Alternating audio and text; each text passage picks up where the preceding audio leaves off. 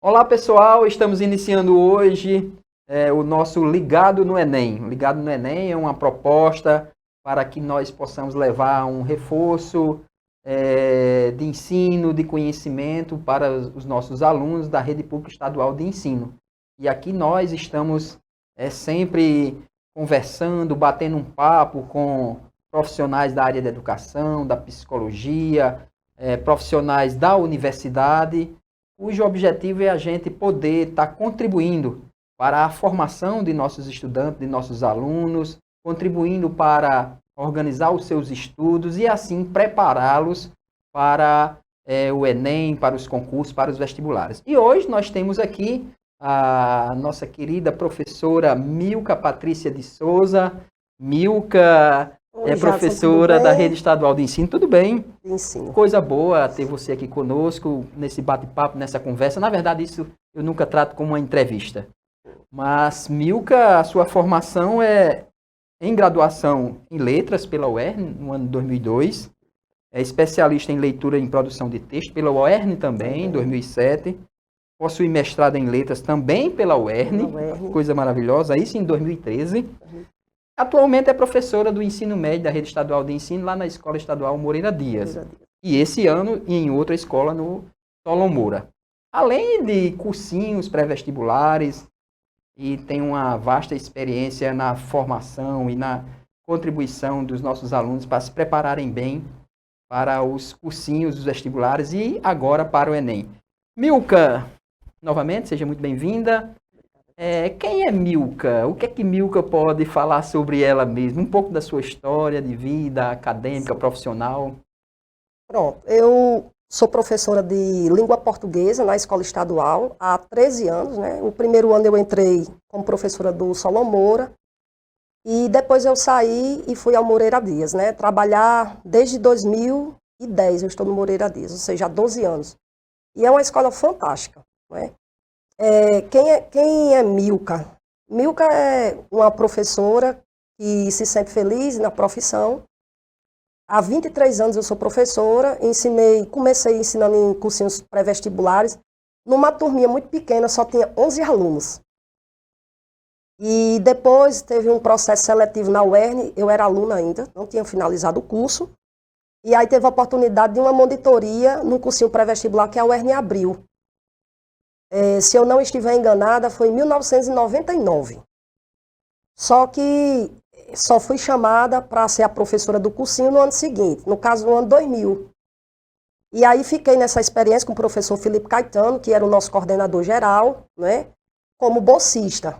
E como eu não era formada ainda, tinha um professor que era tutor. Eu recebia, no caso, meia bolsa, e ele recebia a bolsa integral, porque assim era a regra. E aí eu tive 2 anos de experiência, e foi quando o meu nome começou, digamos assim, a aparecer, porque a turma de 11 alunos daquela turminha que eu comecei, eu saltei para uma turma de 150 alunos, ainda tinha muitos outros na fila de espera, porque era o tanto de alunos que cabia dentro da sala. Aí depois eu fui convidada por outros colégios, né, escolas particulares, inclusive o professor Jadson, na época, trabalhou comigo, né, numa dessas escolas, que foi o Milênio, Colégio e Curso. Depois ele foi também trabalhar em outra escola, que eu passei 10 anos, que foi o GEL. E assim, nós fomos, digamos assim, caminhando na profissão. E até hoje eu sou professora também de cursinho pré-vestibular e estou aqui para dar, espero que, boas dicas a vocês. Legal. E toda essa caminhada nunca foi fácil, né, Nunca Milka? foi fácil. Enquanto aluno, estudante, e também como professor, eu acho que essa caminhada, essa luta e essa história e esse testemunho, de alguma forma, ele pode contribuir para que, ao fazê-lo, né, dar esse testemunho, você encoraja, né, também os nossos alunos e alunas que passam tantas dificuldades na escola pública, nas suas famílias. Eu acho que é muito importante. E nós vamos tratar justamente desse tema, né, que é a organização dos estudos, né, a preparação dos alunos para a prova do Enem, que está aí, está chegando, está bem pertinho, e também para dicas para o momento da prova, né? Inicialmente, o que é que a professora Milka poderia dizer sobre isso? Pronto, a primeira coisa que eu tenho a dizer, Jadson, é falar sobre a questão da organização e planejamento de estudos, né? Eu sei que nós já estamos no mês de setembro, nós estamos aí há praticamente o quê? Menos de 2 meses para a prova, né? E aí, seguindo essa questão da organização e planejamento, é interessante que isso tenha sido feito ao longo do ano, né? Mas para aqueles alunos que ainda não tiveram essa organização e esse planejamento, nós estamos aqui exatamente para dar essas dicas últimas, né? Primeiramente, qual a importância de ser organizado e de se planejar? É que você otimiza o seu tempo. E aí nós não podemos esquecer que a prova do Enem, ela é formada por 90 questões, isso no primeiro dia, mais a redação. Então o aluno tem que estar atento, primeiro ponto em relação a isso aí. Por que eu estou falando isso? Para que vocês entendam que essa questão da organização e planejamento, na busca da otimização do tempo, é justamente para você não ficar em desespero no primeiro dia de prova. Daqui a pouco eu falarei sobre o segundo dia, tá? Esse primeiro dia, ele é o mais crucial para a grande maioria dos alunos, na minha opinião. Por quê?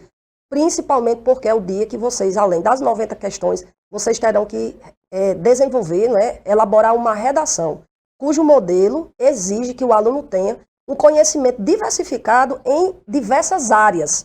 Quando eu falo em diversas áreas, eu estou falando principalmente de linguagens, né, e da área também de ciências humanas, principalmente.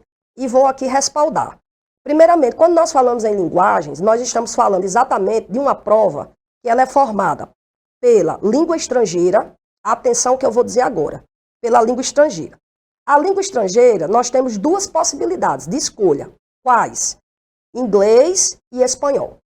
O aluno, no caso você que está aí me assistindo, você tem que escolher, no ato de sua inscrição para a prova do Enem, qual o idioma que você quer responder às questões. Quantas são? 5. Gente, preste atenção que eu vou dizer, porque isso acontece com frequência, por incrível que pareça, principalmente para você, aluno, que irá fazer o Enem pela primeira vez, e nunca passou por essa experiência. O que é? Se você escolheu, por exemplo, língua espanhola, você só deve responder as 5 questões sobre língua espanhola. E deixar as outras 5 questões de língua estrangeira, inglês, sem resposta. Por quê? Porque se você responder a que você optou, suponhamos que foi espanhol, e você responde também a de inglês, o que é que vai acontecer ao final? Quando você for passar o seu gabarito, que é o chamado cartão-resposta, você vai errá-lo todo. Entende? Então tem que ter muita atenção a isso aí. Se você optou por espanhol, responda apenas as 5 referentes a espanhol. Se você optou por inglês, responda apenas as 5 questões referentes à língua inglesa. Aí, prosseguindo. Na questão de linguagens, pegando a parte aí de gramática, pegando a parte de produção de texto, que nós chamamos aqui de linguística textual, que seria a questão de leitura e análise dos diversos tipos de textos. Quando eu falo em diversos tipos de texto, nós podemos lembrar, ou melhor, devemos lembrar que os textos eles são divididos em 2 esferas. Os textos literários e os textos não literários. Tá? Textos literários, por exemplo, os textos poéticos, né? As narrativas ficcionais, como os romances, os chamados contos, as crônicas literárias, as novelas literárias e por aí vai. Quando nós falamos em textos não literários, seriam os textos mais vinculados a jornalismo, por exemplo, as revistas, os chamados textos acadêmicos, aqueles que não têm uma intencionalidade como foco, a emotividade, a poética, podemos assim dizer. Aí vocês terão 40 questões para vocês responderem. Lembrem-se daquelas 5 que você já respondeu, na língua estrangeira, ou espanhol ou inglês, e aí mais 40 questões nós teremos aí referentes a linguagens. Totalizando quantas? 45. Aí vocês me perguntam, mas não são 90? Sim. E as outras 45? Ciências humanas. Que também é uma outra área que é feita, que é realizada no mesmo dia da prova, que eu aqui acabei de dizer, de linguagem, mais a redação. Olha quantas questões vocês terão que responder. Agora, em relação a essas 45 questões, né, de ciências humanas, finalizando essa primeira parte, dizer a vocês que ela é dividida em essas 45 questões. História, geografia, filosofia e sociologia. Olha aí. Quando você pega essas 90 questões, gente, essas 2 áreas especificamente, que correspondem ao nosso primeiro dia, que será no dia 13 de novembro deste ano, não se esqueçam disso, tá? Não se esqueçam mesmo, se organizem direitinho, para até lá vocês já terem assim, um dia anterior à prova, vocês já tirarem para vocês darem um descanso. E aí nós temos, finalizando, a questão da redação. Primeira dica que eu dou, façam primeiro a redação. Façam primeiro a redação e tentem realizá-la em 1h30 no máximo. Porque senão você depois irá se perder para responder as demais questões em relação ao tempo. Por isso que eu repito que a organização e planejamento do tempo, buscando otimizá-lo, é importante. Maravilha.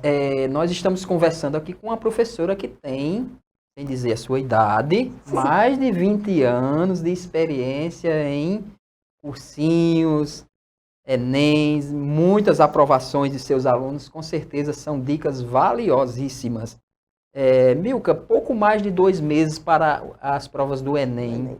Você estava falando dos 2 dias, que são importantes, mas para esses 2 meses que antecedem as provas do Enem, como é que o aluno pode se preparar? Quais são os conteúdos, as áreas de conhecimento que ele pode melhor focar? O que é que você diria nesse momento? Pronto, Jadson, em relação a essa questão, o aluno ele tem que aprofundar os seus estudos mais em relação à área de escolha do curso. Por exemplo, uma pessoa que quer cursar, eu vou falar aqui sobre os cursos que os meus alunos mais buscam, não é? A aprovação. Primeiro, medicina, né? 90% dos meus alunos buscam medicina, certo? Principalmente os alunos de escola, digamos assim, da rede privada. Mas nós temos também alunos da escola pública que têm o desejo também de ingressar na universidade, né? Curso de medicina. Pois muito bem. Se o aluno quer medicina, isso diante das minhas experiências como professora há 23 anos em sala de aula, né? Eu digo a vocês que vocês têm que ter o conhecimento de tudo um pouco. Porque às vezes o aluno desavisado, ele entende que, medicina, o que é que pesa mais para mim? O segundo dia de prova, que será realizado no dia 20 deste ano, 20 de novembro deste ano, né? O dia da consciência negra, inclusive. Um dia muito importante na construção do nosso país, né? Do nosso povo. Enfim, aí o aluno entende assim, o que é que pesa mais? Segundo dia de prova, que é o quê? As chamadas ciências da natureza, formada por química, física e biologia, e as ciências exatas, que é matemática. Então, o aluno de medicina, ele sabe que isso aí vai pesar muito para ele, sim, mas eu pergunto, um aluno que quer ingressar no curso de medicina, que é o mais concorrido, então ele tem que estar preparado também nos 2 dias de prova. E aí a dica que eu dou especificamente para quem quer medicina, ou, por exemplo, direito, que já é uma área mais vinculada às ciências humanas, eu digo que é a questão da leitura. Sempre eu achei, Jadson, a leitura é fundamental. Para quê? Porque a leitura, ela é a construção de nós mesmos. E quando nós nos construímos e nos reconstruímos como seres humanos, como cidadãos, não é? Nós reconstruímos também, além de nós mesmos, né? Nós construímos também a nossa sociedade, tornando-a um pouco melhor. Em qual ponto? O que é que a leitura atua aí diretamente? Na questão da percepção, da criticidade e da fraternidade. Que essa palavra, alguém pode entender que não se encaixa, mas a fraternidade, ela é tudo. Porque quando você é fraterno com o outro, você reconhece o seu devido lugar e, evidentemente, você reconhece o lugar do outro. Ou seja, você reconhece o seu direito e até onde ele deve ir quando começa o direito do outro. E você respeita. E assim nós nos tornamos pessoas melhores, ajudamos a outras pessoas a repensar, não é, os seus comportamentos, os seus valores, e juntos formamos uma sociedade melhor. Em relação à prova do Enem, isso também é importante. Por quê? Porque você vai observar as questões com maior criticidade. E uma boa dica que eu vou dar agora a vocês, em relação ao aluno que tem dificuldade, eu tenho dificuldade, outro diz, não, eu não gosto de ler, eu não tenho tempo. Tempo a gente tem se nós tivermos o quê? Organização e planejamento. Lembremos, otimização do tempo. Dica para o aluno que não gosta de ler ou que diz que não tem tempo para leitura, mas que precisará desses textos, né, na prova, no quesito de você buscar acertar suas questões e conquistar sua aprovação. A dica que eu dou é uma dica até, digamos assim, que eu não gostaria de dar como professora, porque gosto de leituras mais profundas. Porém, para o aluno que já está lá buscando, eu quero a minha aprovação, não quero saber de profundidade. Então, a dica que eu dou é o seguinte. Está lá um texto, né? Isso vai servir para o primeiro dia e para o segundo dia. Preste bem atenção no que eu vou dizer. Está lá o texto, tamanho do mundo, um enunciado imenso. Aí você diz, valha meu Jesus, como é que eu vou ter esse tempo aqui, 4 horas de prova, 5h30, né? 5h30 no primeiro dia por conta da redação e no segundo são 4 dias de prova. E o aluno nervoso, aquela coisa toda, aquela angústia. Aí o aluno diz, como é que eu vou ler esses textos desse tamanho? Gente, tem questões que não precisam ler o texto. Isso é triste o que eu estou dizendo, sabe? Mas é a verdade. O que é que o aluno deve, o que é que você aí, aluno, deve fazer? Leia a última frase da questão. Vamos lá, um exemplo. Primeira questão de literatura. Aí tem lá o texto Tamanho do Mundo, aí tem o enunciado da questão, que é a pergunta, né? O que é que você deve fazer? Leia a última frase. Aí o aluno diz a última frase mesmo, a última frase da questão, da pergunta da questão. Por quê? Porque você vai saber exatamente o que é que a questão quer. Aí você vai lá para o texto e você já vai buscar no texto exatamente aquilo que está sendo solicitado. Assim você não perde seu tempo. E vamos dizer que você gaste aí, em média, 30 segundos para responder uma questão, que se você não buscar focar nesses pontos, você poderia gastar 1 hora e meia por questão. E depois que você calcular tudo isso aí, pela quantidade de questões, lembrando, 90 questões, pode ser que você tenha pouco tempo para o seu gabarito final, que é quando você irá provar para a banca que você, de fato, está preparado para ingressar numa universidade. Fantástico. É para isso que o Ligado no Enem foi criado, né?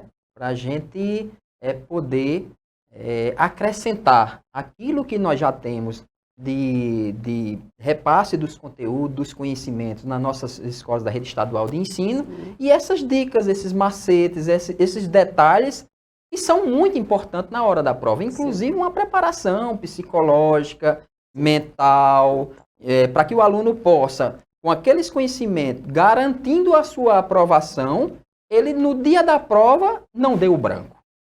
Ou não saiba por onde iniciar a prova, ou pegar os aspectos mais importantes da pergunta para ir diretamente na resposta.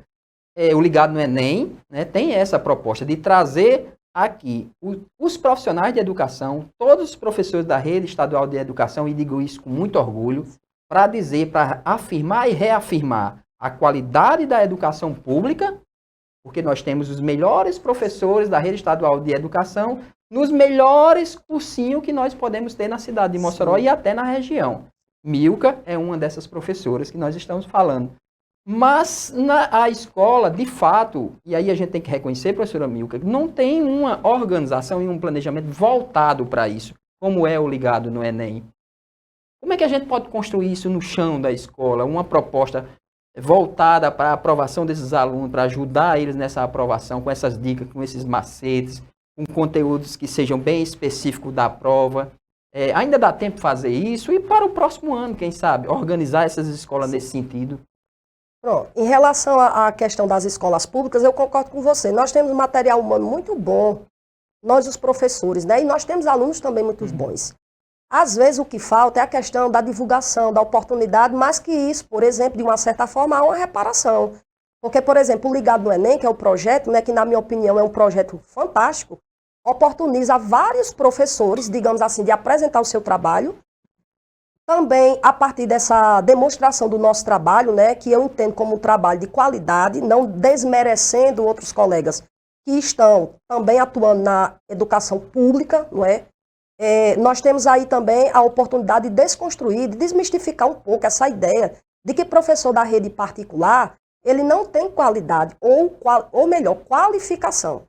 Vocês reparem aí, por exemplo, eu tenho vários colegas que trabalham comigo no Moreira Dias, e eu não estou usando o Moreira Dias como generalização, mas como apenas uma demonstração, porque é onde eu trabalho, né, há 12 anos, então eu já conheço, digamos assim, os colegas professores mais de perto. A maioria deles, como eu, tem pós-graduação, nível mestrado, entende? E sei que, como eu, outros também ambicionam dar prosseguimento a esses estudos, né? Também em relação a vocês, alunos de escola pública, eu acredito muito em vocês, gente. Assim como colegas meus também acreditam. Sabe por quê? Porque nós sabemos exatamente que vocês têm a competência, as habilidades para vocês conquistarem sim. Às vezes, vocês próprios que não acreditam em vocês. Mas nós, professores, estamos ali, junto a vocês, para o que vocês precisarem, que seja, claro, do nosso alcance. A questão da forma como as escolas públicas poderiam dar prolongamento, né, continuidade à questão do Ligado do Enem, por exemplo, uma dica que eu dou, que nós professores possamos organizar aulões em fins de semana. O Moreira Dias já faz isso há alguns anos, né, começou na gestão do professor Luciano, e o professor Alex, que hoje é o nosso diretor, ele está dando continuidade. Nós temos aí mais ou menos uns 6 anos nesse projeto. Todos os sábados, né, ou quase todos, nós temos aí aulões de diversos professores, voltados exatamente para os alunos das terceiras séries, embora nós façamos também o convite para alunos das segundas séries, até primeiras séries, caso eles queiram participar. Outra coisa que eu acho interessante também é que haja organização, claro, por parte dos professores, né, juntamente com os alunos, de desenvolver projetos de incentivo à leitura nas escolas. Eu acho isso imprescindível. Fazer das bibliotecas públicas um espaço, não de você porque foi posto para fora da sala de aula, ou porque você simplesmente não quis assistir a aula, você ficar ali, né, como se aquele espaço fosse um espaço negativo. Não. A biblioteca ela deve ser utilizada de forma, digamos assim, positiva, no quesito de quê? De ali ser um espaço de conhecimento a mais dentro da escola. E nós temos, inclusive, Jadson, bibliotecas riquíssimas em termos de qualidade de material literário, inclusive que às vezes eu nem tenho em casa, na minha casa. E lá tem aqueles livros, né, extremamente atrativos para os jovens. Isso aí é fruto das feiras dos livros, né, que o governo do estado garante o cheque livro para as escolas possam adquirir. De fato, são riquíssimas, que talvez em escolas privadas, com condições melhores, não tenha as bibliotecas que nós temos. Falta realmente, de fato, projetos de leitura. Eu concordo. Pronto. Em relação à questão do cheque, né, para as feiras do livro, né, as feiras do livro. Inclusive, esse ano, o professor Alex, que é o nosso diretor, ele me convidou para acompanhar justamente, para escolher, selecionar esses livros com os alunos. Gente, fantástico, olha, os livros que eu escolhia, né, que foi também, eu fiz uma pesquisa com os meus alunos, o que é que eles queriam ler. Eu não poderia comprar um livro para mim, né, entende? O meu gosto apenas, não. O aluno tinha interesse em ler. E aí eles disseram, eu fiz uma lista imensa, claro que não podíamos comprar todos, não é? Mas os livros que eu disse, né, fiz o recorte daqueles livros, o diretor simplesmente comprou. Não houve, digamos assim, de nenhuma forma, rejeição. Houve, ao contrário, uma simples confiança em mim. 100% de confiança. Então nós trouxemos aí, foram R$3.000 só de livros. E olha que é por escola. Quer dizer, nós damos essa oportunidade também ao aluno, né, incentivo à leitura. Mas eu confesso que nós, professores, precisamos realizar projetos de leitura nas nossas escolas, gente. Muito bom. Milka, uma triste notícia. Estamos chegando ao fim do nosso bate-papo. Né? E os nossos alunos estão no teatro, nos espaços onde a gente faz os aulões, estão nos vendo, nos ouvindo, e também nas escolas que estão sendo replicado, né, esse material todo em vídeo. Em breve a professora Milka estará conosco nesses aulões presenciais e também nos aulões de véspera. E a gente só tem a agradecer a todos vocês, essa equipe top de professores. Concordo plenamente com a professora Milka. Os que não foram selecionados, os professores, para estar nessa equipe, também estão muito preparados em sala de aula, dando essa contribuição fantástica para que os nossos alunos possam estar preparados para os Enems, para as universidades. Basta ver que nós realizamos uma feira na 12 Direct, feira de ciência, com 150 projetos. Fantástico. Isso é resultado dessas aprendizagens, disso que está acontecendo em sala de aula. Infelizmente, chegamos ao final do nosso bate-papo, agradecemos a professora Milka e agradecemos também os nossos parceiros, né? E um desses parceiros é aqui, TV Câmara Mossoró, parceiraço nesse projeto ligado no Enem. E agora os alunos vão ficar com mais uma aula de um professor top, show, aqui preparatório para o Enem. Ligado no Enem, tá bombando, viu, professora Milka? Tá bombando sim. Isso, um abraço a todos, obrigado novamente, Milka, e fiquem todos com Deus e um bom aulão. Até mais, pessoal. Então aí, nós seguimos o nosso aulão, aí foi dicas, né, importantes da nossa professora, dicas de estudo para o momento da prova, e dicas válidas, viu? Aí tem momentos que ela frisou bem, e foi dicas colocadas até por todos os professores que já passaram por aqui. A dica de ter atenção àquela questão, né? Isso me marcou muito quando eu ouvi Milka falar. Lá na questão, né, a última frase da pergunta, sem necessariamente ler todo aquele textão. Então, foram quase unânimes os professores que passaram por aqui e fizeram essa abordagem, né, essa mesma dica. Então, gostaram? Estão cansados? Não, que agora vai começar o show. Então, eu gostaria de convidar o palco, né? E uma salva de palmas para o professor Moraes Neto, que vai conduzir aqui o aulão.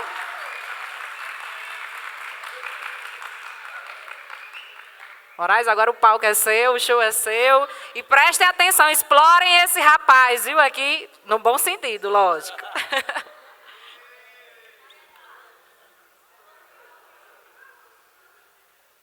Na questão do conhecimento, rapaz. Boa tarde, pessoal. Tudo bem? Ah, tá fraco. Tudo bem com vocês? Ah, tem até uma musiquinha hoje pra gente cantar, tá? Quero um batidinho aí e tal. Vamos lá. Então é importante, na prova de Química, eu trouxe 3 pontos pra gente frisar na aula de hoje. Primeiro, um conteúdo que sempre cai na prova do Enem, que é o conteúdo de processo de separação de misturas. Todo ano cai questão processo de separação de mistura. Isso é um ponto importante. Todo ano também cai questão relacionado à eletroquímica. Então, questão de pilhas também eu trouxe na aula de hoje, tá certo? Então, vamos começar, ok? Então, vamos lá. Primeiro assunto, processo de separação de mistura. Nós temos 2 tipos de misturas. Misturas homogêneas e misturas o quê? Heterogêneas. Misturas homogêneas que tem quantas fases? Uma fase, ok? Misturas heterogêneas tem 2 ou mais fases. Qual é o sentido do processo de separação de misturas? O sentido é separar as substâncias para que essas substâncias elas se tornem substâncias puras, ou seja, sem nenhum tipo de misturas. Por exemplo, água mineral é pura ou é mistura? Mistura, muito bem. Água mineral é uma mistura, não é uma substância pura. Então, nós temos, né, esse estudo relacionado aos processos de separação é exatamente para fazer isso. O primeiro ponto aí é o processo de catação. É um processo bem simples, onde você vai separar sólido de um sólido, né, a processo de catação. Usando as mãos, usando umas pinças, separar as bolas vermelhas, as bolas brancas, separar aqui o feijão que está quebrado do feijão ruim, do bom, tá? O segundo processo é o processo de peneiração. Qual é o sentido aí? Também separar sólido de um sólido, só que usando o quê? Uma peneira. Qual é o processo aqui? Vai separar por tamanho. Todo mundo aqui come em casa flocão, o cuscuz. Existe um tamanho do granulado lá, é diferente. Então, esse processo é separado na indústria, exatamente sólido de um sólido, usando o quê? Uma peneira. Tudo bem? Próximo ponto. Ventilação. Também vai separar sólido de um sólido, só que usando corrente de ar. Então, o material que é mais leve é arrastado, o material que é mais denso, ele fica lá usando a corrente de ar. Próximo ponto, levigação. Levigação também é separar componentes, onde você usa a água. Por exemplo, quando o material quando se vai extrair o ouro, como é que eles fazem? Eles colocam lá tapetes, tá? E o ouro, por ser mais denso, o que acontece? Ele vai para o fundo do recipiente. E isso, eles ficam lá naqueles tapetezinhos. Só que o material ele fica junto com, por exemplo, areia, misturado. E aí como é que ele separa? A corrente de água, ele leva apenas a areia e o ouro ele fica impregnado lá por ser mais denso. Lembrar, quem é mais denso fica embaixo, quem é menos denso fica em cima. Sempre lembrar, por exemplo, água e óleo. Se mistura ou não? Não. Quem fica em cima? O óleo. Por quê? Porque tem o quê? Menor densidade. A água possui o quê? Maior densidade, fica o quê? Em baixo. Tranquilo? Por que o isopor fica flutuando na água? O isopor possui o quê? Uma menor o quê? Densidade. Tudo bem? Próximo ponto. Fusão fracionada. Fusão é derreter. Por exemplo, ouro. A gente compra, por exemplo, uma aliança de ouro, aí diz, eu comprei aliança de ouro. Mas na realidade uma aliança de ouro ela não só tem ouro. A aliança de ouro ela tem prata, tem ouro e tem o quê? Cobre.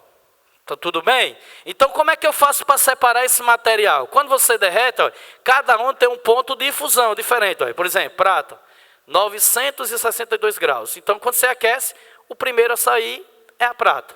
Depois vem o ouro, depois vem o cobre. É assim que faz. Fusão fracionada. Fracionada é porque por partes. Próximo. Processo de floculação, ou seja, você vai formar flocos. Nós temos, por exemplo, o saneamento básico. Então, todas as águas de esgoto, de tudo, vai para o saneamento básico. Então, essa água ela pode ser reaproveitada. Como? Eles colocam substância, esse material aqui ele vai agregar partículas que são pequenas, vão se tornar maiores e vão formar o que a gente chama de flocos. Então, vai formar uma segunda camada. Pode passar aí, Kevilane. E aí, ó, vai mudando a coloração para passar. Você observa aqui, ó, que vai mudando né? Então aqui você já tem uma água com aspecto melhor do que esse, porque esse aqui colocou as substâncias, formando flocos de densidade menor. Próximo ponto. Por exemplo, aqui é a água de lavagem de um carro, por exemplo. O carro quando lava, o que acontece? Tem essa cor aqui, ó. Ah, professor, mas eu não vou tomar aquela água. Sim, claro que você não vai tomar aquela água, mas essa água da lavagem de carro, ela pode ser aproveitada. Então ela coloca-se substâncias e os materiais eles vão se separando. Ó. Chega aqui, ó, esse material aqui, ele pode ser retirado pela filtração e aqui você tem uma água totalmente limpa, né? Mas não é possível beber essa água, lógico, não é possível, nem deve, contaminado. Mas eu posso pegar essa água aqui e lavar o carro de novo. Ó. Ou seja, fazer várias vezes a reutilização da água, beleza? Por isso que existe o processo de separação. Processo de decantação, ele permite a separação de líquidos immiscíveis. O que são líquidos immiscíveis? São líquidos que não se misturam. Derramou-se petróleo lá no mar. O que se faz, Moraes? Vai lá, um cara lá nada e vai tirar o petróleo lá de baixo? Não, por si só, o petróleo ele tem uma densidade menor do que a da água. O que vai acontecer? Vai subindo, filho, decantando, ou seja, ele vai subindo sem precisar você fazer nada. Por decantação, sobe e aí você consegue separar os materiais e retirar esse petróleo lá dentro. Próximo ponto. Como você pode ter, por exemplo, uma água barrenta? Não, o que se faz, professor? A água barrenta. Primeiro espera o barro descer, ou seja, decantar. Decantar, ou ele pode subir, se for os líquidos immiscíveis, como se for, por exemplo, um material sólido, como areia, ele pode decantar. Isso é o processo chamado de decantação. Não precisa fazer nada. Próximo. Isso aqui ó, é uma imagem lá de Brumadinho. Tá? Dos dejetos de Brumadinho. Ah, professor, e essa cor? Pessoal, essa cor ela muda. O que se faz aí? Espera-se esse material sólido que descer. Qual é o processo de separação aí utilizado? Decantação. Próximo ponto. Filtração. Já está dizendo. Se é filtração, usa o quê? Um filtro. Vou separar sólido de um líquido. Por exemplo, vai fazer o café. O que você vai utilizar? Um filtro para separar. Né? Nas nossas casas nós temos exatamente, às vezes tem os filtros, que às vezes a água mesmo de consumo, ela contém material sólido lá dissolvido. Então o filtro, ele fica com esse material, ele separa esse material sólido do líquido. Próximo ponto. Tudo ok? Pode passar, só mostrando as imagens aí. E existe, pessoal, o que é chamado filtro com carvão ativo. Às vezes a água, ela vem com odor muito forte, tá certo? Com a coloração muito forte. E aí, aquele filtro das nossas casas, ela não consegue tirar o odor da água. Então, o que se utiliza? Utiliza-se o filtro de carvão ativo. Esse carvão, ele tira o odor, tá? Quando você recebe a água da Caerne, principalmente, essa água, ela passa, no processo da Caerne, ela passa por um filtro gigante. Tá? E um dos materiais que tem lá é carvão ativado, né? Esse material exatamente para tirar os odores da água. Está aí só mostrando as imagens. O processo de evaporação, que você também separa sólido de um líquido, que é o que acontece nas salinas, né? Você tem a água do mar, o que eles fazem? Eles colocam lá no local, e aí faz o quê? A água vai evaporar e vai ficar somente o quê? O sal, que é a cristalização. Show de bola. Próximo ponto. Processo de centrifugação, tá? Mas aí quando você vai fazer, por exemplo, sangue, você vai retirar sangue. Primeiro, sangue é homogêneo ou heterogêneo? Homogêneo ou heterogêneo? Heterogêneo. Mas a olho nu ele parece ser o quê? Homogêneo. Olha o que acontece aí. Passa aí, Kevin. Então, lá no sangue, nós temos os plasmas, os leucócitos, os eritrócitos, tem um bocado de fuleiragem aí dentro do sangue. E aqui você percebe, ó, aqui parece ser homogêneo. Aqui já é o quê? Um processo o quê? Heterogêneo. Como é que eles fazem isso? Meu filho, se você não fizer nada, isso aqui passa muito tempo para separar. E quando você coloca na centrífuga, o que a centrífuga vai fazer? Ele começa a girar em alta o quê? Velocidade. E o processo que é mais denso desce e o que é menos denso sobe. Próximo. Destilação simples. O que você vai separar? Você tem lá, por exemplo, água com sal, misturar. Como é que eu faço separar esse processo? Reaproveitando a água. Um dos processos usados é exatamente a destilação. Né? Aqui você tem, por exemplo, a imagem onde tem a água com sal, e aí o que que acontece? A água ela pode muito bem ser aquecida, tá? E essa água vai, quando chega a temperatura de ebulição 100 graus, ele vai sair, claro, e só que o sal não sai, porque a temperatura de ebulição do sal é 1413 graus Celsius. Então aí só sai água. E aí o que que acontece? Quando acontece o processo aí, o que que vai acontecer? Acontece a condensação aqui, e aqui você vai ter a água limpa, e aqui você vai ter exatamente o quê? O sal. Próximo ponto. E aí existe o que a gente chama de destilação fracionada. O nome destilação fracionada, o nome já está dizendo, é destilação por partes. Fracionado quer dizer por partes. É o que acontece, por exemplo, na Petrobras. Você tem lá na Petrobras, pode passar, Kevilano, né, os compostos do petróleo, pode passar. Então você tem aqui, por exemplo, no petróleo, quando o cara extrai o petróleo, filho, petróleo tem muita coisa, tem gás, tem óleo. Se imaginar, isso aqui tudo é derivado do petróleo. Então o que que acontece aqui? Quando você pega lá o material do petróleo, ele aquece a 400 graus Celsius, esse material, o primeiro a sair é o gás, ó. 20 graus Celsius, eles tiram o gás todinho. Aí depois vai separando, ó, 70 graus, produtos químicos, 140 graus, combustível para veículos, 190, querosene, 320, entendeu? E o último que sobra, que é a borra, o sólido, aí eles usam para asfalto. Rapaz, não dá para tirar mais nada não desse caralho. Opa, não pode falar isso não, né? Não dá para tirar nada. Aí o que que eles fazem? Eles tiram o quê? Usam para o asfalto. Aquele asfalto é derivado do petróleo. Quando tira tudo. Processo de separação magnética. O quê? Usa o quê? O ímã. Né? O menino já roubou muita moeda da avó aí, né? Com o ímã aí para retirar. E aí, pode passar, Kevilano. Questão 01 de vocês, para que aí? Tá tudo tranquilo? Sim, vamos lá. Questão que caiu em 2017. Vocês que vão resolver. Eu quero saber se vocês aprenderam agora. Vamos lá. As centrífugas são equipamentos, Enem 2017, viu? As centrífugas são equipamentos utilizados em laboratórios, clínicas e indústria. Seu funcionamento faz uso da aceleração centrífuga obtida pela rotação de um recipiente e que serve para separação de sólidos em suspensão, em líquidos ou líquidos misturados entre si. Nesse aparelho, a separação das substâncias ocorre em função de quê, galera? Qual a resposta? Alternativa? Aprenderam tudo. Enem 2017. Está vendo aí? Ó? Já dá para fazer. Questão de número 2. Pode passar, filho. Belém, ele é cercado por 39 ilhas e suas populações convivem com ameaças de doença. O motivo apontado por especialista é a poluição da água do rio, principal fonte de sobrevivência dos ribeirinhos. A diarreia é frequente nas crianças e ocorre como consequência da falta de saneamento básico, já que a população não tem acesso à água de boa qualidade. Como não há água potável, a alternativa é consumir água do rio. Olha a pergunta, é o comando da questão. O procedimento adequado para tratar a água dos rios, a fim de atenuar os problemas de saúde causados por esses micro-organismos a essas populações ribeirinhas é... Pessoal, ele quer tratar a água para que não tenha diarreia. Aí você diz, Moraes, filtração é um processo de tratamento? É, mas vai evitar a diarreia?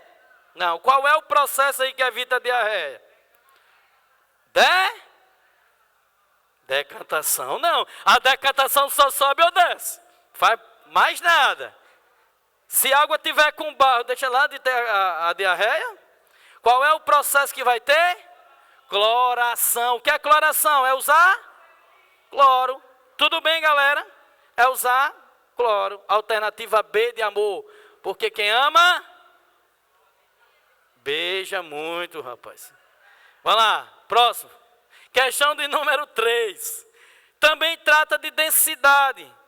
Nós temos aqui 3 bolinhas. Recipiente 1, recipiente 2, recipiente 3. Veja que a bolinha aqui, ó, no 1 está embaixo. E aí, para identificar 3 líquidos de densidade 0,8, 1 e 1,2, o analista dispõe de uma bola de densidade igual a 1, conforme as posições das bolas apresentadas no desenho a seguir, podemos afirmar que... Passa agora não, Kevin. Pessoal, volta aí, Kevin. Se essa bolinha aqui, ele colocou no líquido e ele quer descobrir a densidade. Foi o que aconteceu com a bolinha. A bolinha tem densidade o quê? 1. Se ele colocou no líquido lá e a bolinha desceu, o líquido é mais denso? O líquido é mais denso ou menos denso? Menos denso, porque a bolinha ficou embaixo e o líquido em cima. E aqui, quando a bolinha ficou em cima, o que é que acontece? A densidade do líquido é maior ou é menor do que 1? Maior, porque ele ficou em baixo. Qual seria a resposta aí correta? Alternativa A. Muito bem, alternativa A. Show de bola. Tudo tranquilo? Posso seguir? 3 questões de processo de separação de mistura. Vimos processo de separação de misturas no relâmpago, rápido, né? Vamos para outro ponto. Proteção e corrosão de metais. Pessoal, 20% de todo o material de ferro, por exemplo, que é produzido, ele é oxidado, ele enferruja. 20%, é um prejuízo enorme, tá? Então, nós temos que se preocupar e nesse material ele não se oxidar. Por exemplo, na sua casa tem uma mesa lá que tem ferro. O que é que o cara faz lá para ele não enferrujar? O que é que vocês fazem? Faz o quê? Primeira coisa é o quê? Pintar. Se você não pintar, vai enferrujar ou não? Vai. Então, uma das maneiras de você evitar essa corrosão, uma das maneiras é proteger ele com pintura. Passa aí, Kevilane. Pode passar. Então o cara lá vai pintar exatamente porque o oxigênio ele vai entrar em contato com o ferro e vai o quê? Oxidar. Tudo bem? O segundo ponto, que não é muito conhecido, é o que a gente chama de metal de sacrifício. É aquele camarada que dá vida pela namorada. Ele dá a vida dele pelo outro. Ou seja, é um metal de sacrifício. O que é o metal de sacrifício? Por exemplo, o navio, por exemplo. O que se faz? O navio tem ferro. Imagine só, tem que tirar o navio toda a vida lá para fazer manutenção. Então, o que é que os caras fazem lá? Eles colocam essas plaquinhas aqui, ó. Essas plaquinhas aqui são plaquinhas de magnésio. Por que, professor, magnésio? Porque lá no navio, quem vai se oxidar não é o ferro do navio. Quem vai se oxidar é o quê? O magnésio. Então, em vez de trocar todo o casco do navio, ele vem aqui e troca as plaquinhas de magnésio, coloca outras plaquinhas de magnésio. É assim que faz. Por exemplo, aquelas bases da Petrobras, que também é feito lá de ferro. Vai enferrujar? Vai, só que ali é tudo protegido com metal de sacrifício. Viram falar já em metal de sacrifício? É aquele material, é aquele metal que dá vida pelo outro. Isso é um metal de sacrifício. Aqui nós temos os potenciais de redução dos materiais, ó. Ferro, magnésio. Para saber o potencial de oxidação, vai lá, Kevilane. É só mudar o sinal para saber o potencial de oxidação. Ó. Então, de redução é mais, de oxidação aqui fica menos. Se aqui é menos, ele fica o quê? Mais. Aí, para me entender, como é que você entende? Olhe para cá, o potencial de oxidação do ferro é 0,44. O potencial do magnésio é 2,37. Ou seja, o magnésio é muito mais fácil de se oxidar do que quem? Do que o ferro. Isso significa que o magnésio ele pode ser usado como metal de sacrifício. Por exemplo, naquelas latas de refrigerante. Tranquilo? Você toma um refrigerante, aquele lacrezinho lá, ele é feito de magnésio. Por quê? Porque quando eu vou extrair o alumínio que tem lá na lata de refrigerante, o alumínio ele pode ir embora, se oxidar. E alumínio, meu filho, é muito caro. Então, o que você faz lá? Você protege ele, usando lá o magnésio. Quando ele é reciclado, que vai para a indústria, ao invés de ser oxidado o alumínio, quem vai ser oxidado é quem? O magnésio. Então, nunca tirem aquele lacre lá e joguem fora, não. Só abre e deixa ele lá. Tudo bem? Que aquele lacre lá é que vai fazer com que ocorra a proteção do alumínio, quando ele vai ser reciclado. E aí caiu, outro processo é o processo chamado de galvanização. Professor, o que é a galvanização? É cobrir o material de difícil oxidação. Como assim? Por exemplo, lata de sardinha. Aquelas latinhas de sardinha, como é que eles fazem? Aquele latinha de sardinha, ela é feito de ferro. Só que ela é um flande, só que ele é coberto com outro material de difícil oxidação. Ou seja, aquele material ele não enferruja. Entretanto, se ele for amassado, aí ele começa a se oxidar, sim ou não? Então, por isso você não deve comprar aqueles enlatados amassados. Por quê? É como se alguém que tivesse aqui me proteger, ele ficasse aqui, ó, uma barra aqui na minha frente. No momento que eu rompo essa barreira, alguém vai me atingir. E é o que acontece. Se eu sou o ferro, no momento que você quebra, amassa a latinha lá, o material lá que é coberto, o flande lá da latinha de sardinha, né, desses enlatados, é um material chamado estânio. O estânio ele não se oxida facilmente. Então, o que acontece? Se você romper esse material, aí vai ser oxidado o ferro que está dentro dele. E foi uma questãozinha do Enem, que é a questão 4. A corrosão é um fenômeno eletroquímico responsável pela perda anual de milhões de reais em produtos metálicos. A indústria naval é constantemente exposta a esse problema por conta da maresia, que é agora até 40 vezes o processo de corrosão no caso do casco das embarcações. Para evitar esse desgaste, são utilizados vários métodos de proteção, entre eles o ilustrado a seguir. Qual é o método aí utilizado? É pintura, metal de sacrifício ou a galvanização? Metal de sacrifício. Arrocha aí. O método apresentado para a proteção do casco do navio consiste no... Qual seria a resposta aí, galera? Alternativa correta é o quê? C. Uso de um metal de quem? De sacrifício, que se oxida mais facilmente do que o ferro presente na peça. Então você coloca o metal para ele se oxidar e o outro não. É assim que acontece. Questão de número 5. Questão de número 5. Essa aí também caiu no Enem, tá? Essa questãozinha aí caiu no Enem. Alimentos em conserva são frequentemente armazenados em latas metálicas seladas, fabricadas com material chamado folha de flande, que consiste em uma chapa de aço revestida com uma fina camada de estanho, metal brilhante de difícil oxidação. É comum que a superfície interna seja ainda revestida por uma camada de verniz à base de epóxi. É uma pintura, tá? Ele dá uma pintura, essa camada de epóxi é uma pintura. Embora também existam latas sem esse revestimento, apresentando uma camada de estanho mais espessa. Comprar uma lata de conserva amassada no supermercado é desaconselhável porque o amassado pode. Qual seria a alternativa correta aí? Qual seria, galera? Rompeu a camada de estanho, permitindo a corrosão de quem? Do ferro. Então a alternativa correta é quem? A letra B. B de amor, porque quem ama é besta. A menina disse aqui besta. Não, tenha calma. Não é besta não. 5 minutos? Certo. Próximo conteúdo. Pilhas. Todo mundo aqui tem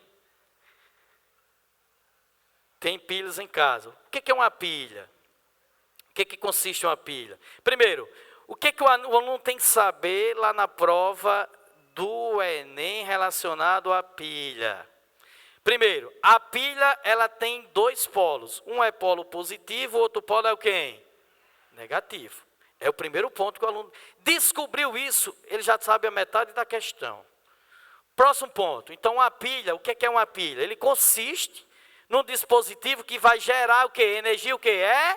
Elétrica. Ele vai pegar reações químicas e vai produzir energia elétrica. Essa é a função da pilha. Você vai lá para o interiorzinho, num local lá, que não tem energia, você leva lá e você consegue, né, acender uma lanternazinha, ligar um rádio e assim sucessivamente. Essa é a função da pilha. Reações químicas que produzem energia elétrica. Tudo bem? Então, na pilha, o que acontece? Isso aí são pontos importantes que vocês têm que frisar isso aí, tá? Depois, quem quiser tirar a fotozinha do ponto aí, eu vou deixar vocês tirarem, tá? Primeira coisa, a pilha, ela tem dois polos. Um acontece a oxidação, é chamada de ânodo, e a outra acontece a redução, que é chamada do quê? De cátodo. Primeiro ponto. Próximo. Então, a pilha, lembrar sempre o seguinte na pilha. O elétron da pilha sempre vai, isso é sempre, do polo negativo para o polo positivo. Então, lá na pilha fica assim, ó, o elétron sai de um, vai para o outro. É sempre assim. Lembrando, sempre do negativo para quem? Para o positivo. Nesse caso aqui, o zinco é o negativo e o cobre é quem? O positivo. Então, esse aqui é o ânodo, que é o negativo, e esse aqui que é o que? O cátodo. Com o passar do tempo, olha o que é que acontece aí com a pilha. Com o passar do tempo, acontece isso aí com a pilha. A parte que é o negativa, só lembrar, associar, negativo, ele vai começar a sofrer desgaste. Ele vai começar a sofrer corrosão. Então, a massa dele vai diminuir e a massa do outro vai o quê? Aumentar. Tudo bem? Então, quem sofre corrosão é o ânodo e quem sofre a deposição é quem? O cátodo. Só lembrar, ânodo, a massa diminui. Cátodo, a massa aumenta. Tudo bem, galera? Negativo, diminui a massa. Positivo, aumenta a massa. Próximo ponto. E aí eu coloquei tudo bonitinho para vocês. É essa aí que vocês têm que tirar foto, ó. Negativo, como é chamado? Vamos lá. Ânodo. Ocorre o que, galera? Oxidação. O NOx vai aumentar. O que vai acontecer com a massa? Diminui. Por quê, professor? Porque acontece o quê? Uma corrosão. O cátodo é o polo positivo. Acontece a redução.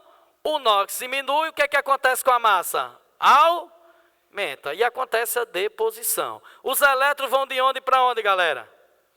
Negativo para o positivo. A rocha, Guilherme. Quem assim já viu? A DDP da pilha. Você compra a pilha lá, tem lá. DDP da pilha. 2 volts, 3 volts, 4 volts. Não é assim? Como é que calcula a DDP de uma pilha? Sempre pegar o valor lá do potencial maior, menos o potencial o quê? Menor. Tudo bem? Lembrar uma coisa, o potencial da pilha sempre vai ser positivo, nunca pode ser negativo, sempre positivo. Por quê, professor? DDP positivo, espontânea reação. Tudo bem? Aí tem na internet, tem um videozinho bem legal, que o cara começa a gravar lá, tá? Aprende a musiquinha bem legal e você consegue aprender pilhas bem facinho. Né? Aí, ó, a música é: vem, na oxidação, o anodo é negativo, onde ocorre a corrosão. Agora vocês têm que bater palma assim, para gente, uma batidazinha. Vai lá. Tum.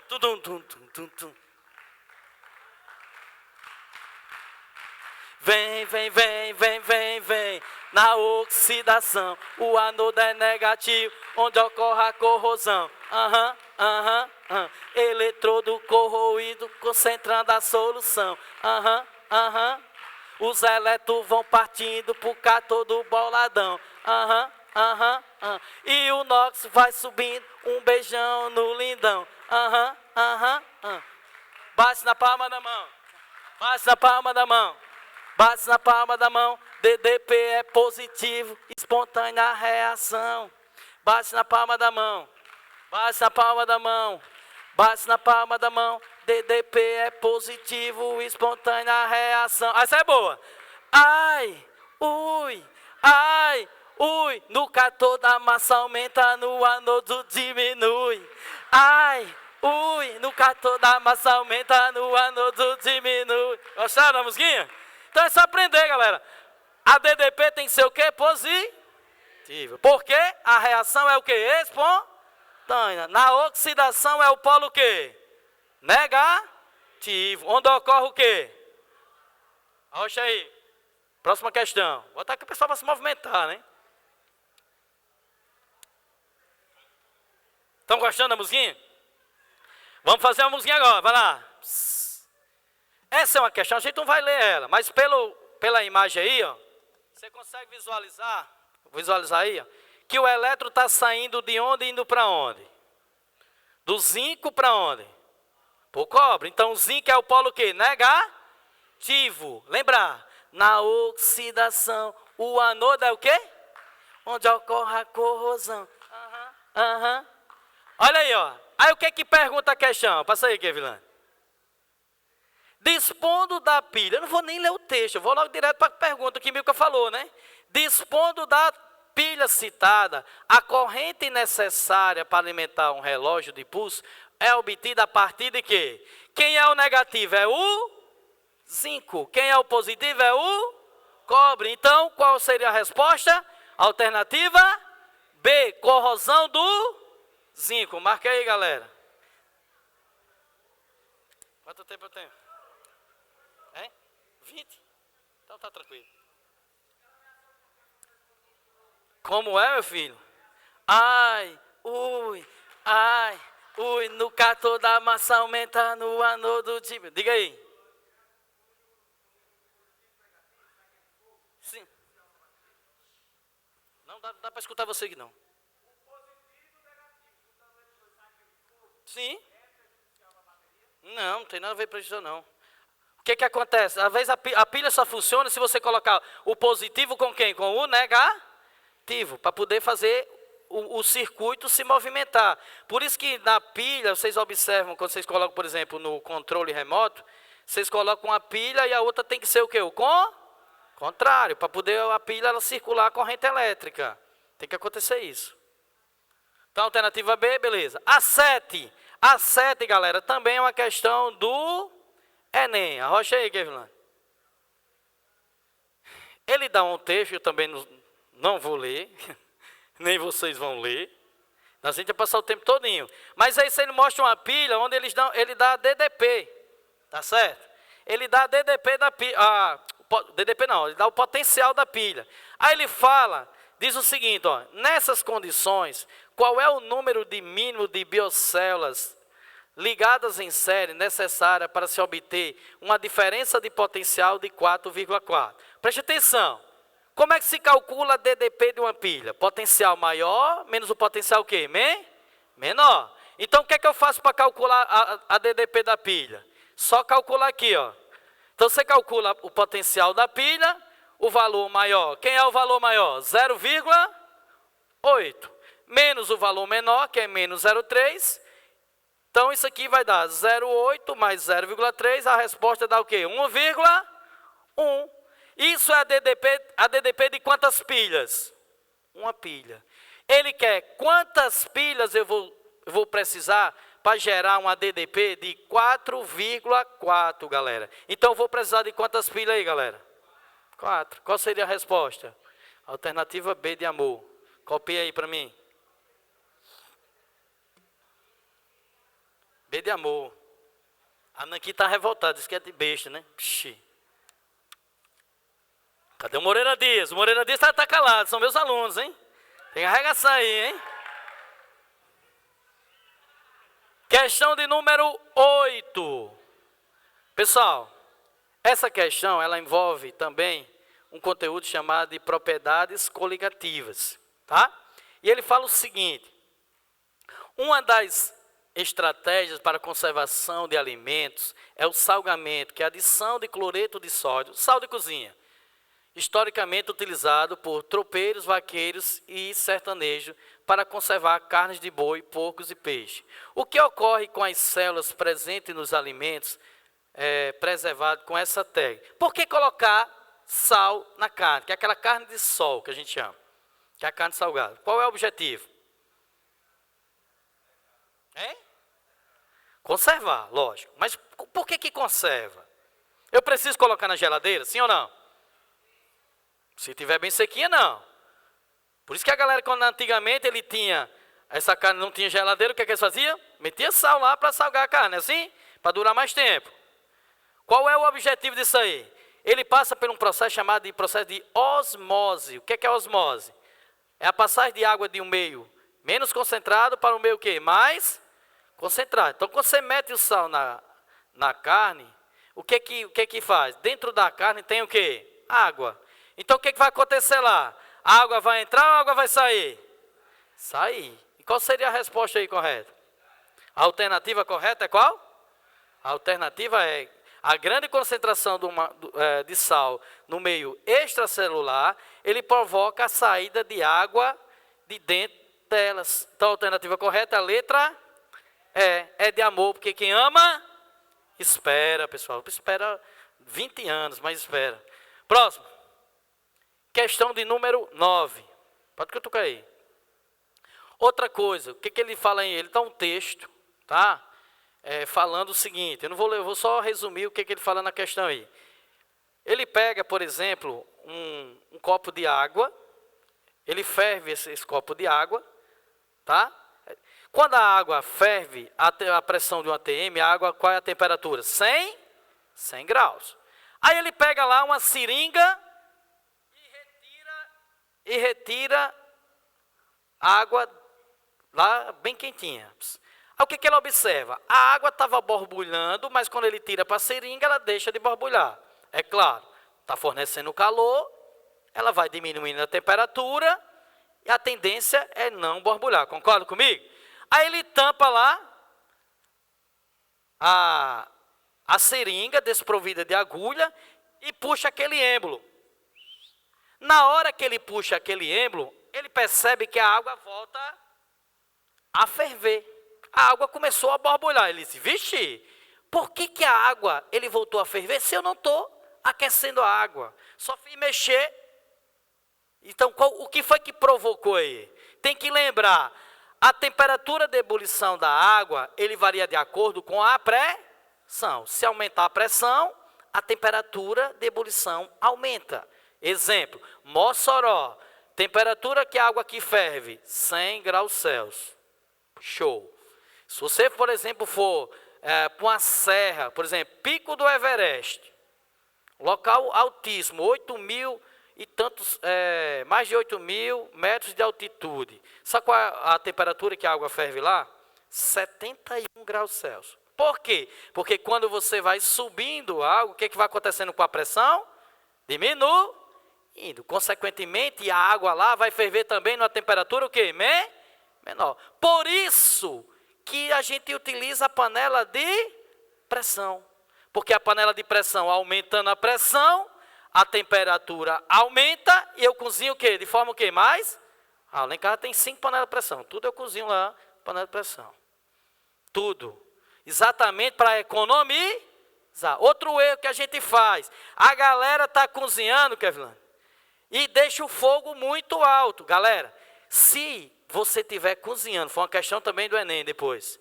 Se você está cozinhando o alimento e ele ferveu, aquela temperatura já atingiu 100. Você pode diminuir o fogo, que não adianta mais de nada. Você vai gastar menos gás, economiza. E a temperatura é a mesma. E professor, sim. Lembrando, tem que diminuir e manter a fervura. Tem que manter ele borbulhando. Porque ali, eu garanto que tem quantos graus? 100 graus Celsius. Ficou claro? Aumentou a pressão, aumentou o que? A temperatura de ebulição. Diminuiu a pressão, diminui a temperatura de ebulição. Foi o que aconteceu aqui. Quando você colocou a água dentro da seringa, o que foi que aconteceu? A temperatura estava 100, quando estava borbulhando. Quando foi para dentro da seringa, o que foi que aconteceu? Ela começou a diminuir, não estava aquecendo. Mas quando você puxou o êmbolo, o que foi que aconteceu? Por que ele voltou a borbulhar?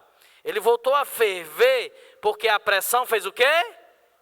Diminuiu. Então ele diminuiu a pressão, a água voltou a ferver, mas ele voltou a ferver em outro o quê? Temperatura, e não mais a 100. Uma temperatura menor do que 100. Onde é que tem dizendo isso aí? Qual a alternativa? A alternativa correta é a letra D de dado.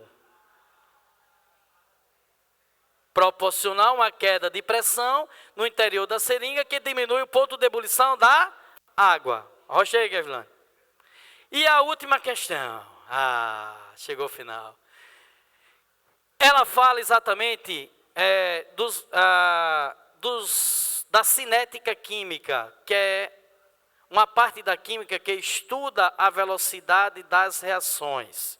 As reações podem ser de forma rápida, elas podem ser de forma lenta, tá? Isso vai depender do que você vai fazer. Um desses processos é temperatura. Por exemplo, por que eu guardo a carne na geladeira? Temperatura menor, os micro-organismos eles se desenvolvem numa velocidade também o quê? Não estou evitando que não estrague. Eu estou evitando que esse processo vai demorar mais. Tudo bem? Por exemplo, ovos. Ovos, quando você coloca ovos na geladeira, ele dura mais ou menos, a validade é 30 dias. Quando ele está fora da geladeira, só é 20 dias. Ou seja, a temperatura fora é alta, a velocidade aumenta mais. Tudo bem? Outro processo que acontece é a superfície de contato. Por exemplo, por que o médico ele diz assim, você tem que se alimentar, mastigar bem. Você deve mastigar bem porque quando você mastiga bem, o alimento seja mais triturado no seu organismo, consequentemente, a digestão acontece de forma o quê? Mais rápida. Comprimido inteiro, comprimido triturado. Qual deles reage mais rápido? Triturado ou inteiro? Triturado. Por quê? Por causa da superfície de contato. Quando outra forma também é em relação ao estado físico. Qual o estado físico da substância reage mais rápido? Sólido, líquido ou gasoso? Gasoso. Por quê, professor? O pessoal que tem problema de asma, o que acontece? Ele tem que usar aquelas bombinhas. Por quê? Porque o comprimido não dá tempo, o líquido também não dá tempo. Professor, se eu tivesse que escolher dipirona líquida, dipirona sólida, para passar dor de cabeça, mais rápido quem? Dipirona líquida. Por quê? O estado líquido é mais rápido que o estado sólido. Ficou claro? Gasoso mais rápido do que o líquido e o líquido mais rápido do que o sólido. E essa questão, ela trabalha do Enem. Ela caiu no Enem em 2020, eu acho, se não estou enganado. Diz o seguinte, as nanotecnologia, ela pode ser caracterizada quando os compostos são na ordem de milionésimo de milímetro, como na utilização de nanomateriais catalíticos no processos industriais. O uso desses materiais aumenta a eficiência da produção, consome menos energia e gera menores quantidades de resíduos. O sucesso dessa aplicação tecnológica muitas vezes está relacionado ao aumento da velocidade da reação química envolvida. O êxito da aplicação dessa tecnologia é por causa da utilização de reações químicas que ocorrem em condições de... Galera, ele está falando assim, por que esse material ele reage de uma forma mais rápida? Nano quer dizer o quê? Partículas grandes ou pequenas? Pequena. Então, por que o material ele reage mais rápido? Qual é o fator que influencia aí? Superfície de contato. A alternativa correta é a alternativa D de dado. Ficou claro? Aí, ainda tem aí, ó. Moraes, o quê? Você é o maior. Eu sou maior. Muito bem, que legal. Valeu, o pessoal aí, viu? Então, foco total. A gente vai se encontrar no aulão de véspera, não é isso? A gente vai se encontrar no aulão de véspera. Vá lá na internet, a dica que eu dou, vá lá na internet. Nessa reta final, procure os conteúdos que mais caem. Não precisa estar estudando todos os conteúdos. Quais são os conteúdos de química que mais caem? Dá uma revisada nesses conteúdos, tá certo? E aí, foca nele, tá certo? Espero ter contribuído com vocês e até o nosso próximo encontro.